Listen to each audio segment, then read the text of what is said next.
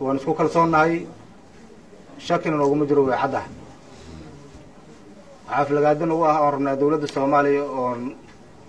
نحكونته أقولنا هاي وأنا عن هوس جونا مركز تا يكون العلساء وحن مرتقاني أحمد وحالة دي كراوانين دنتي وحوكا دنتي استيت كجبلان دادك دقن شعبتا وحوكا دنتي دولدي وحوكا دنتي باشا عالمكي ninka dhintay inay dawladdu nagu nooleysay tiraahdo raali kama niin waa martaqaanay waxay nagu tahay dhibaato iyo aflagaada arabna mar dambe dawladda inaan ka maqal ninkaas waa xasuunay haday xasuuntana waxaan leenahay waa in ay foodo ku xasuuntay waxaan rabnaa inay la wada xasuunto oo meesha ay wada tagna taas dawladdu waan ka rabnaa hadii la raali ka noqdo dawladdu waa dawladdanadu waa ogolnahay ayadaan hoos tagnaa dawlad kale oo hoos tagayna ma jirta waxaan rabnaa waan isku kalsoonahay maamulkan wuu dhisan yahay heer madaxweyne u dhisan yahay heer wasiir u dhisan yahay axmed markaad ogeydeen oo la dhisay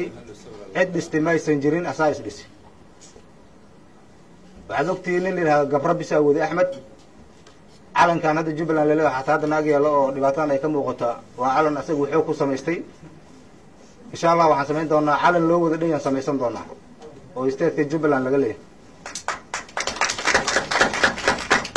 waxaan samaysan doonaa calan loo wada dhan yahay waxaan samaysan doonaa madaxweyne sharci ah oo shacabka ay doorteen waxaan samaysan doonaa madaxweyne rasmi ah oo shacabka ay doorteen waxaan samaysan doonaa dastuur loo wada dhan yahay oo golaha baarlamaanka iyo shacabka dhammaantoodba ay isla leeyihiin oo la wada dhisto insha allahu tacaala annaga qaf ma dhibaataynayna waxaan haysanaa 7 degmo oo xur ah waxaan diyaar u nahay haddii la raalli ka noqdo inaan qabana jubbada dhexa oo cadow uu haysta dad maxaan ku rahdaa islaam ahana ay degiin oo ilaa waqti dheer uu cadow gacanta ku hayay taasaan rabnaa inaan xoreyn haddii la raalli ka noqdo waxaana ku hubaa 3 gobol oo stateka jubbaland ku jirta shacabka degan inay hal mid yihiin inay diyaar u yihiin inay dhistaan dawlad goboleed cusub oo sharci ah oo loo wada dhan yahay inay dhistaan inay tahay ay rabaan yaa noocad waxaan rabnaa marka madaxweyne la isku raacsan yahay kama dhisna stateka jubbaland hadduu jiro waa aniga wayna caddahay shaki nooguma jiro waxaan rabnaa waa isku kalsoonahay xildhibaanadii wasiiradii waa noo dhisiyey waa ku celcelinay maxay u arki lahaday dawladda soomaaliya xildhibaanadan iyo wasiirada ay madaxweynahan is wata maxay u casuumi lahaday dawladdan ka rabnaa jawaabdaas waxaan rabnaa axmed mar dambe inaysan nagu dhihin waa xasuuni dawladda soomaaliya oo saaxiibada aan nahay oo annagana xukunto oon hoos tagno aflagaaday nagu tahay dhibaatay nagu tahay dil bay nagu tahay stateka jubbaland oo dhan dadka degan dhibaatay ku tahay insha allahu tacaala waxaan rabnaa dawladda waa ogolnahay waa dawladdanadii axmed inaysan nagu nooleynin waa dhintay waa dili reer jubbaland dile inuusan nagu nooleynin waa rabnaa mar dambe waxaa intaa ka dheeri ah oo maanta noo furmaya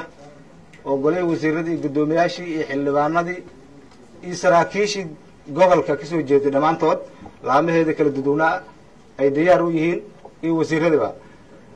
shirkoodii gobolka ay ku qabteen inuu noqdo shir nabadgelyo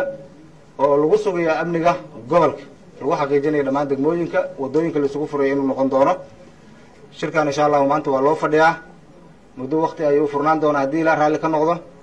wixii kasoo baxaan insha allahu ajendaha